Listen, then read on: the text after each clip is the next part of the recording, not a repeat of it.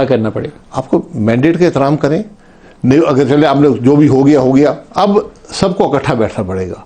ये तफरीक जो है, ये इंतशार, जो सियासी इंतशार है, ये नहीं चलेगा। फिर आप इन्वेस्टमेंट की बात करते हैं।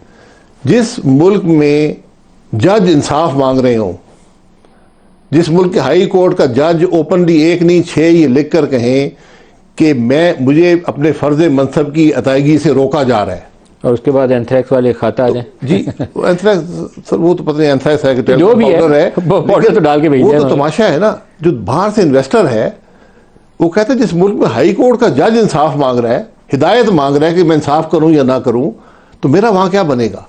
ये सब चीज़ें जुड़ी होती हैं आपस में। इन्वेस्टमेंट, जिस मुल्क में इंसाफ का निज़ाम ना हो, जहां पर अदालतें काम ना कर सकें, वहां इन्वेस्टमेंट नहीं आती। क्या इमरान से इस्टेब्लिशमेंट की बातचीत होनी चाहिए? सर वो इस्टेब्लिशमेंट जाने और वो जाने, बातचीत सबसे होनी चाहिए।